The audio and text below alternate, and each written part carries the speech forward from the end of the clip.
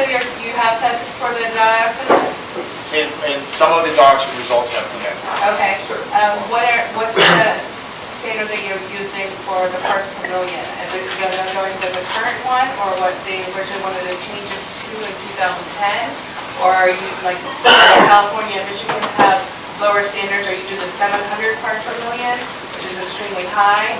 Or are you using what was suggested back in 2010 with 22 point parts per million? Where are they at? So that's an excellent question. And I'll explain it in a minute. I just want to make sure that the other question was fully answered. And I know I still have to answer yours. So I haven't forgotten.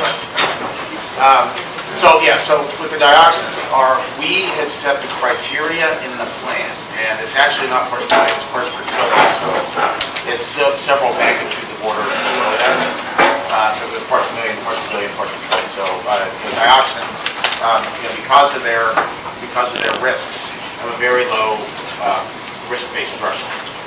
And we made sure that we could detect it down to what we call the residential screening level, which is really low. So let's say the number is 4.8 trillion, so much below the 70.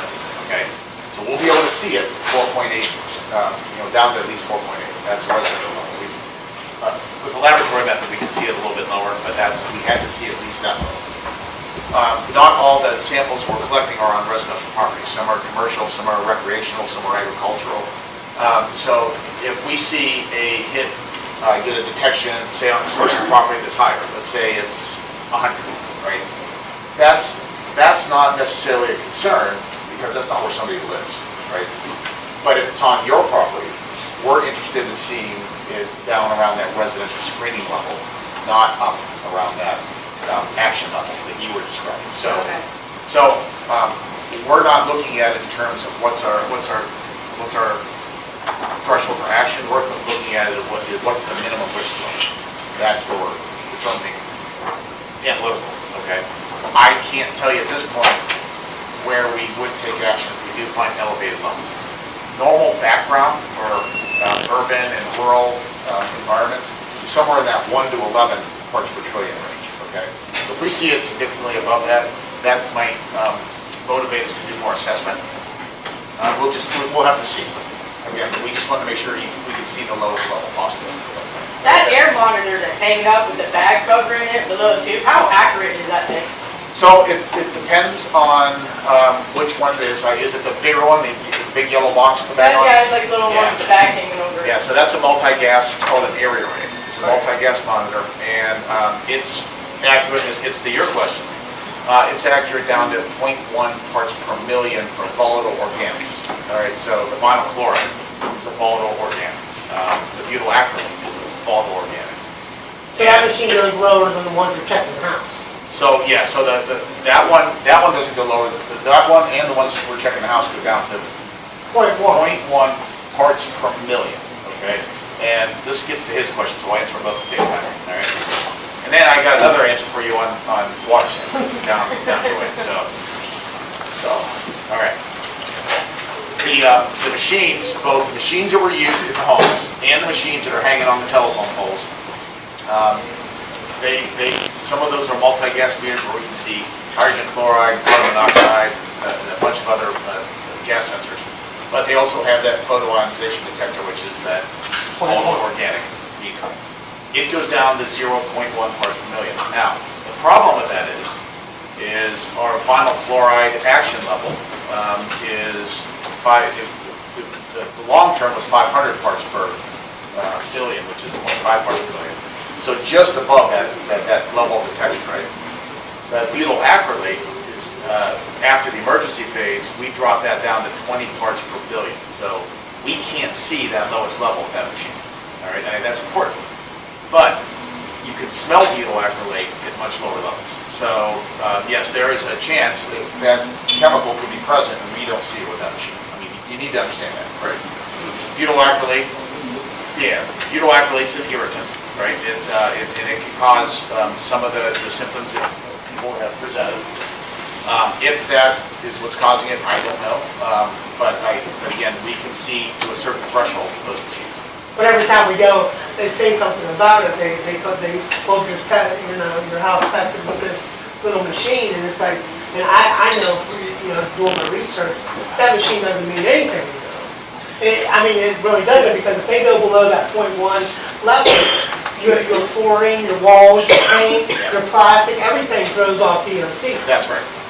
So it only tells you if you have a serious problem, right? So what I would be concerned about Death, in the homes. that would always be death at .1. What I'd be concerned about with all organic monitor is the vinyl chloride, because vinyl chloride it's a cancer causing agent. You don't want that.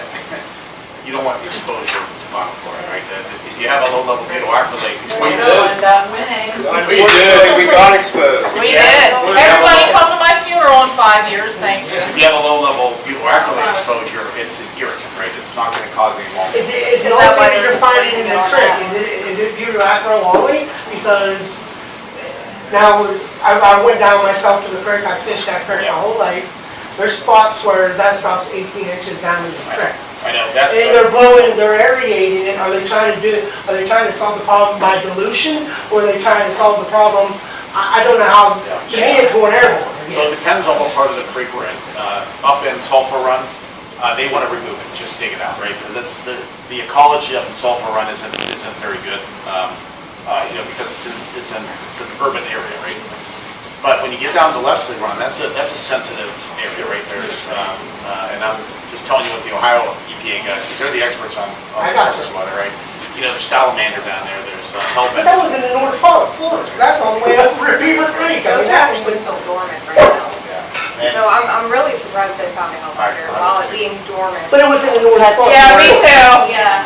Yeah. But the point is, they don't want to go in and just dig that out, because it is a sensitive ecosystem, right? So they're trying to speed up the natural biological process by stirring up the sediments, getting it up, and when it comes to the surface, they're collecting it with sorbent. But if they're spraying, this is just one more question, if they're spraying it, it's not going deep enough to irritate the aggregate down there to get it, to even come close to getting it out. So I've heard that concern expressed a number of times in previous meetings like this, and this gets to your other question. So you guys are kind of Team it up.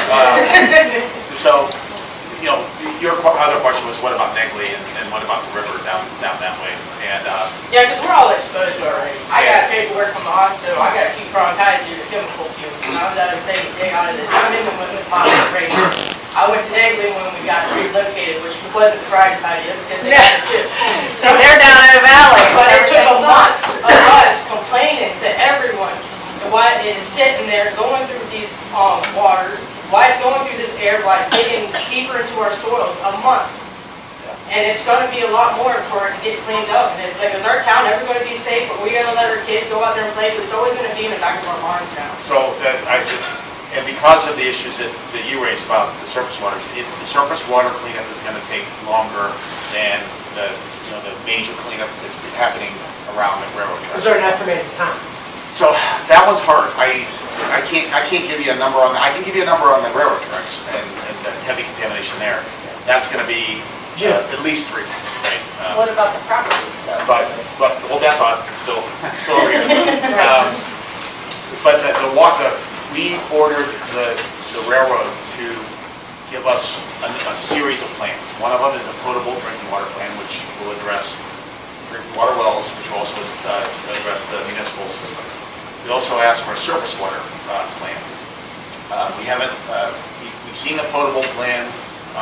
It's highly inadequate, so we've got comments back, and we're waiting for them to revise the potable water plan. We want to make sure all the chemicals of concern are listed in that plan. On the surface water plan, that's one of the things we'll be looking at. How far down are they going to be addressing contamination, right? And that's where. Yeah, because they had the soot too from that controlled burn. All that smoke and that soot went to Negley too. So it's sitting out there, and went through their wells, and went through their soil and their ground. They got pounded. They really They- did. they got it. Do you know how much butyl acrylate was actually in the creek? It had to be an enormous amount. I know that when I came through Negley, like the day after, as soon as you come around the corner by Road, it smelled worse than it did anywhere in Palestine. All So, that dead fish. to me, that creek has to be so contaminated. Wild game. They changed the color. Well, it had to be, fish kill, given what we know about the derailment itself, it had to be an enormous amount. Where did the oil go that was on the train? I mean, So- nobody's mentioning that. 60,000 gallons of non-haz What's lube. interesting about the oil, you remember there's a fire going on. So I wouldn't be surprised if that's what sustained the fire as long as it did. You guys, I didn't, I was. Million gallon, I mean. I wasn't there You during, guys, I we was- need to keep this. I wasn't there during the emergency condition, so did you see oil floating down the creek? I don't know. Yeah, we're taking everything. Yeah. There's definitely, I live, right off the sulfur run in town. I'm actually about 1.1 miles out. You know, half of my, other side of my street was evacuated, not my side. But even, I'm about, 50 yards downstream from where they had two aerators. And you could still see bubbles of oil floating on top of the water. So there was So some some type of of it got oil. And also, you know, when people were throwing the rocks in, and all that chemical stuff is coming up from the sediment, I was told that that was some type of petroleum. So that was that's on not the the train. butyl acrylate, right? Correct. That creates that sheet, and that is not the butyl acrylate. So the butyl acrylate should look like, it should have like a kind of milky film to it. Yep, Yeah. I saw that. Yeah. But the rainbow is actually the oil that's coming out of the Could be, sediment? could be, I mean, that's. Is there somebody that you can direct us to? It's the power. Because I realize, you know, it's kind of a medical thing, but I think, again, that's kind of the elephant that everybody needs addressed is why are we getting sick? Why are our children getting sick? And at least from what I've been seeing, and I have a lot of people reach out to me, you know, because I am an organizer, kids that weren't sick before are now getting sick since they're carrying up these tracks. I guess my personal question is, who made the decision that it was okay to tear up one side of the tracks at a time? Again, I'm not a scientist, but it seems like that's exposing us even longer. Yeah. And the EPA said that gases would come out of that. So if you have a train flying by on the other track, again, I'm not a scientist, but it's kind of like blowing it with a fan. Yeah. So I guess, you know, that's my question is, who made that decision, if you know, Well, we and did why? approve that plan, so, you know, that's on us. We did approve that plan. And the idea was, it's twofold, right? Keep the tracks moving, of course, that's the railroad's interest. But on the excavation side, I wouldn't want to have that entire area opened up at the same time. And that's just larger surface area for gases to come to the surface and blow down the You know, to me, you know, I honestly, just thinking back on this, I would like to see that happen in smaller sections. You know, we have a half-mile trench open right now, right? Now, we're monitoring, you know, everything's pretty much cleaned up. On the east end, we're still seeing contamination coming from the sidewalls. So we know that eventually we're gonna have to dig, they're gonna have to dig more to the south to chase the waste. And underneath where those waste piles are staged right now, we know there's contamination there. But, you know, that's a large trench that's open and exposed right now. You know, on the north side, you know, we may make the recommendation to do it a piece at a time. Dig some, verify clean, then backfill, so it's not, there's not that much exposure, so less vapor gets in the air. What is the difference of doing both tracks at the same time and exposing it than you tearing up one side and you still have the contaminated soil sitting there? That's exposing us too anyway, so what's the difference of doing it all? I have, like I said, I absolutely do live there. My home is 900 feet from the burn site. So before they even started tearing up the side tracks, I've had a mound of contaminated soil and water tanks sitting right in my property line. I've had tankers sitting on their side at my property line. My question is even though you guys are taking care of the tracks, what about our homes? There's 6 homes on the one side that you've already tore up. Where is that contamination going? It's going into our yard. It's going into our home. And I know that it's in my yard because all of this that they're talking about seeing in the creek, they flooded my backyard because some moron that is working with these people. You have multiple companies down there working. I honestly, truly believe that nobody is really ahead of that and in charge, because who in their right mind would release clean water out of tanks that they're using for rinsing, drinking, whatever they're using it for? They released that.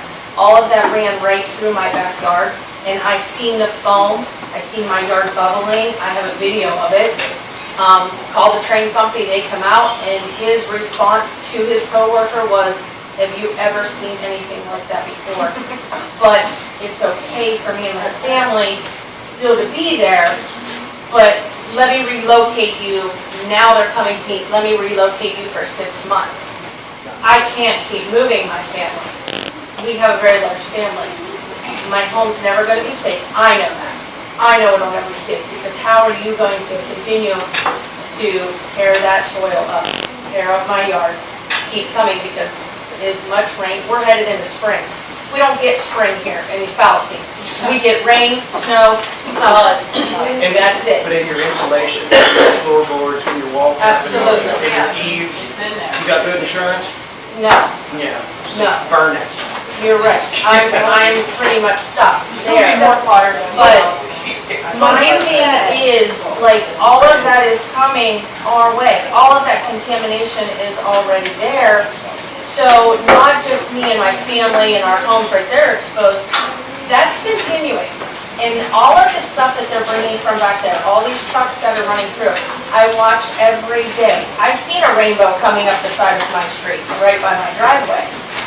Now they have a water tank that's coming up there, driving down one side, literally shooting water out the side of this tank to clear these roads.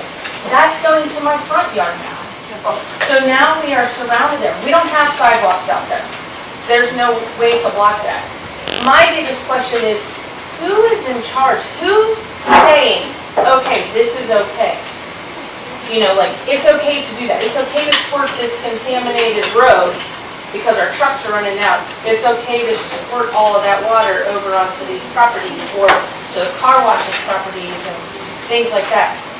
Who's actually in charge that is controlling all of these EnviroServe, Pepco, all these other companies that's working out there? Who's saying that this is okay? Well, I can only answer part of that question. Okay. Obviously, it's the railroad's responsibility to manage something, right? But your question really boils down to who's overseeing the primary company. And we and the other responsible agencies are supposed to be doing that. So that's a very specific concern for a very specific area that we'll look at. Who test, like, is the Then- EPA doing the testing So for then the there's railroad? a sampling piece of it. So there were several questions in your discussion, right? Yes. And one of them, where's the contamination going underground?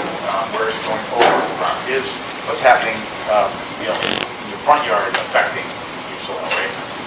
You know, I would argue, without actually having been there and seen your yard and seen your situation, that there needs to be more, before everything's done on the south side, there needs to be more sampling and analysis on the surface soils in those areas than just the semi-volatile organics, right, and the dioxin.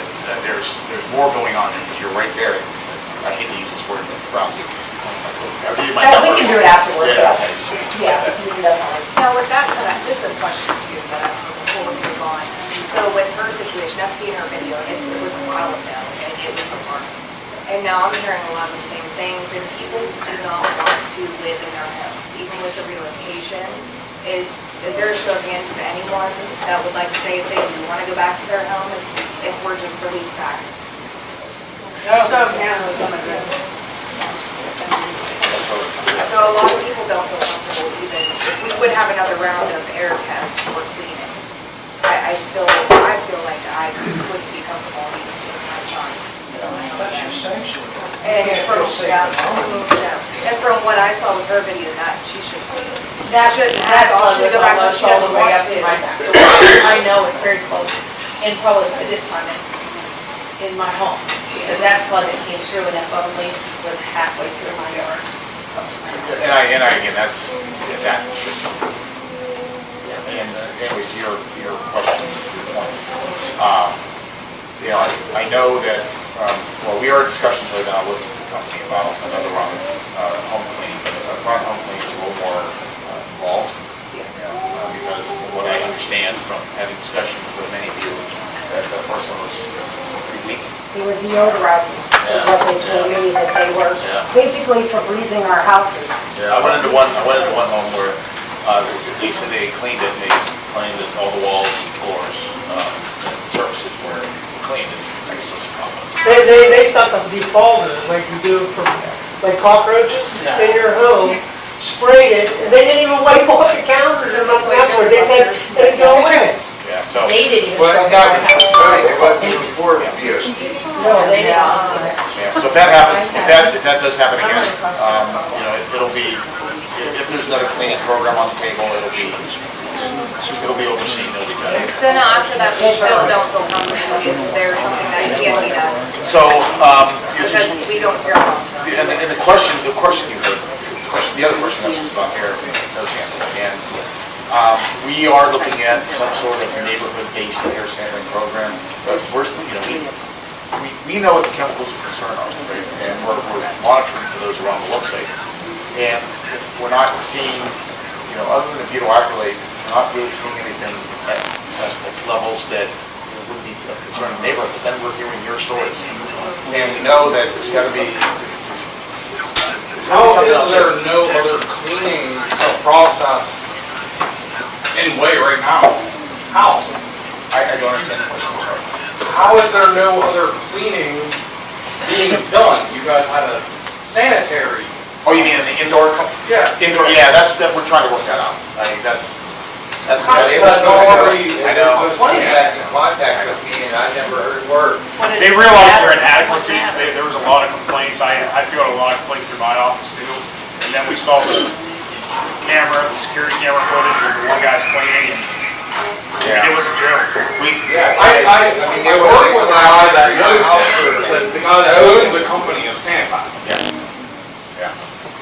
He said, he told him openly, he had no idea how to do this stuff. He is not built for doing the cleaning what he needs to do. I'm hoping it's real soon. That's the best I can give you right now. So next time we talk, if it still hasn't happened, there's something wrong. Your question, your arm cut out.